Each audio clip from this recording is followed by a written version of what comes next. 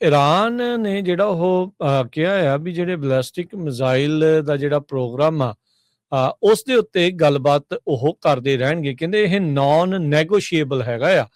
ਤਹਿਰਾਨ ਤੇ ਵਾਸ਼ਿੰਗਟਨ ਦੇ ਵਿੱਚ ਜਦੋਂ ਆਪਸ ਦੇ ਵਿੱਚ ਗੱਲਬਾਤ ਕਰਨ ਦੀ ਚਰਚਾ ਜਿਹੜੀ ਉਹ ਚੱਲ ਰਹੀ ਹੈਗੀ ਆ।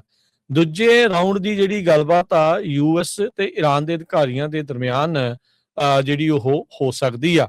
ਪਰ ਕਹਿੰਦੇ ਵੀ ਬੈਲਿਸਟਿਕ ਮਿਜ਼ਾਈਲਸ ਨੂੰ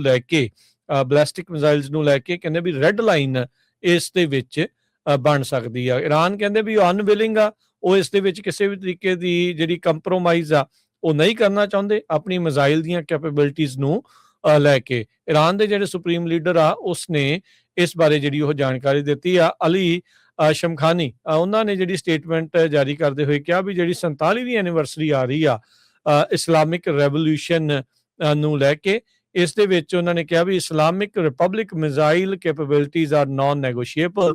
ਇਹ ਉਹਨਾਂ ਦੇ ਸਟੇਟ ਮੀਡੀਆ ਨੇ ਜਿਹੜੀ ਉਹ ਜਾਣਕਾਰੀ ਦਿੱਤੀ ਆ।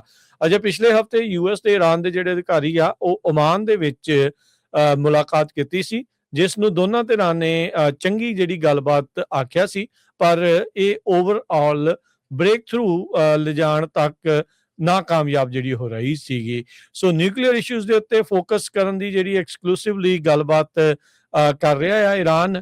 ਯੂਐਸ ਵਾਲੇ ਪੁਸ਼ ਕਰ ਰਹੇ ਆ ਵੀ ਉਹ ਆਪਣੇ ਜਿਹੜੇ ਬੈਲਿਸਟਿਕ ਮਿਜ਼ਾਈਲ ਪ੍ਰੋਗਰਾਮ ਆ ਉਸ ਨੂੰ ਵੀ ਜਿਹੜਾ ਉਹ ਐਡਰੈਸ ਜਿਹੜਾ ਉਹ ਕਰਨ। ਸੋ ਈਰਾਨ ਇਹ ਕਹਿ ਰਿਹਾ ਵੀ ਭਾਈ ਜੇ ਸਾਡੇ ਕੋਲੋਂ ਤੁਸੀਂ ਮਿਜ਼ਾਈਲਾਂ ਵੀ ਖੋਲ ਗਈਆਂ ਤਾਂ ਇਜ਼ਰਾਈਲ ਕੱਲ ਨੂੰ ਹੀ ਚੜ੍ਹ ਕੇ ਆ ਜਾਊਗਾ ਵੀ ਅਸੀਂ ਉਹਨਾਂ ਦਾ ਸਾਹਮਣਾ ਜਿਹੜਾ ਉਹ ਕਿੱਦਾਂ ਕਰ ਜਿਹੜਾ ਹੋ ਸਕਾਂਗੇ। ਸੋ ਲੈਟਸ ਸੀ ਕੀ ਬਣਦਾ ਹੈ। ਪਰ ਹੁਣ ਦੂਜੇ ਗੇੜ ਦੀ ਜਿਹੜੀ ਗੱਲਬਾਤ ਆ ਯੂਐਸ ਤੇ ਈਰਾਨ ਦੇ ਦਰਮਿਆਨ ਆਉਂਦੇ ਸਮੇਂ ਦੇ ਵਿੱਚ ਹੋ ਸਕਦੀ ਹੈ। ਈਰਾਨ ਨੇ ਜਿਹੜਾ ਉਹ ਕਿਹਾ ਆ ਵੀ ਜਿਹੜੇ ਬੈਲਿਸਟਿਕ ਮਿਜ਼ਾਈਲ ਦਾ ਜਿਹੜਾ ਪ੍ਰੋਗਰਾਮ ਆ ਉਸ ਦੇ ਉੱਤੇ ਗੱਲਬਾਤ ਉਹ ਕਰਦੇ ਰਹਿਣਗੇ। ਕਹਿੰਦੇ ਇਹ ਨਾਨ ਨੈਗੋਸ਼ੀਏਬਲ ਹੈਗਾ ਆ। ਤਹਿਰਾਨ ਤੇ ਵਾਸ਼ਿੰਗਟਨ ਦੇ ਵਿੱਚ ਜਦੋਂ ਆਪਸ ਦੇ ਵਿੱਚ ਗੱਲਬਾਤ ਕਰਨ ਦੀ ਚਰਚਾ ਜਿਹੜੀ ਉਹ ਚੱਲ ਰਹੀ ਹੈਗੀ ਆ। ਦੂਜੇ ਰਾਊਂਡ ਦੀ ਜਿਹੜੀ ਗੱਲਬਾਤ ਆ ਯੂਐਸ ਤੇ ਈਰਾਨ ਦੇ ਅਧਿਕਾਰੀਆਂ ਦੇ ਦਰਮਿਆਨ ਜਿਹੜੀ ਉਹ ਹੋ ਸਕਦੀ ਆ। ਪਰ ਕਹਿੰਦੇ ਵੀ ਬੈਲਿਸਟਿਕ ਮਿਜ਼ਾਈਲਸ ਨੂੰ ਲੈ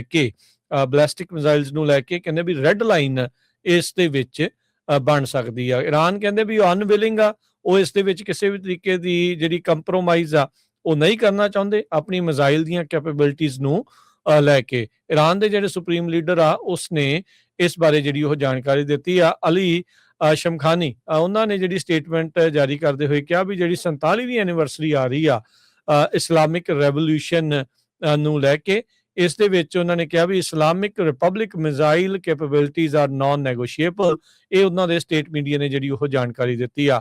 ਅਜੇ ਪਿਛਲੇ ਹਫਤੇ ਯੂਐਸ ਤੇ ਈਰਾਨ ਦੇ ਜਿਹੜੇ ਅਧਿਕਾਰੀ ਆ ਉਹ ਓਮਾਨ ਦੇ ਵਿੱਚ ਮੁਲਾਕਾਤ ਕੀਤੀ ਸੀ, ਜਿਸ ਨੂੰ ਦੋਨਾਂ ਧਿਰਾਂ ਨੇ ਚੰਗੀ ਜਿਹੜੀ ਗੱਲਬਾਤ ਆਖਿਆ ਸੀ, ਪਰ ਇਹ ਓਵਰਆਲ ਬ੍ਰੇਕ ਥਰੂ ਲਿਜਾਣ ਤੱਕ ਨਾਕਾਮਯਾਬ ਜਿਹੜੀ ਹੋ ਰਹੀ ਸੀਗੀ। ਸੋ ਨਿਊਕਲੀਅਰ ਇਸ਼ੂਜ਼ ਦੇ ਉੱਤੇ ਫੋਕਸ ਕਰਨ ਦੀ ਜਿਹੜੀ ਐਕਸਕਲੂਸਿਵਲੀ ਗੱਲਬਾਤ ਕਰ ਰਿਹਾ ਆ ਈਰਾਨ। ਯੂਐਸ ਵਾਲੇ ਪੁਸ਼ ਕਰ ਰਹੇ ਆ ਵੀ ਉਹ ਆਪਣੇ ਜਿਹੜੇ ਬੈਲਿਸਟਿਕ ਮਿਜ਼ਾਈਲ ਪ੍ਰੋਗਰਾਮ ਆ ਉਸ ਨੂੰ ਵੀ ਜਿਹੜਾ ਉਹ ਐਡਰੈਸ ਜਿਹੜਾ ਉਹ ਕਰਨ। ਸੋ ਈਰਾਨ ਇਹ ਕਹਿ ਰਿਹਾ ਵੀ ਭਾਈ ਜੇ ਸਾਡੇ ਕੋਲੋਂ ਤੁਸੀਂ ਮਿਜ਼ਾਈਲਾਂ ਵੀ ਖੋਲ ਗਈਆਂ ਤਾਂ ਇਜ਼ਰਾਈਲ ਕੱਲ ਨੂੰ ਹੀ ਚੜ੍ਹ ਕੇ ਆ ਜਾਊਗਾ ਵੀ ਅਸੀਂ ਉਹਨਾਂ ਦਾ ਸਾਹਮਣਾ ਜਿਹੜਾ ਉਹ ਕਿੱਦਾਂ ਕਰ ਜਿਹੜਾ ਹੋ ਸਕਾਂਗੇ। ਸੋ ਲੈਟਸ ਸੀ ਕੀ ਬਣਦਾ ਹੈ। ਪਰ ਹੁਣ ਦੂਜੇ ਗੇੜ ਦੀ ਜਿਹੜੀ ਗੱਲਬਾਤ ਆ ਯੂਐਸ ਤੇ ਈਰਾਨ ਦੇ ਦਰਮਿਆਨ ਆਉਂਦੇ ਸਮੇਂ ਦੇ ਵਿੱਚ ਹੋ ਸਕਦੀ ਹੈ।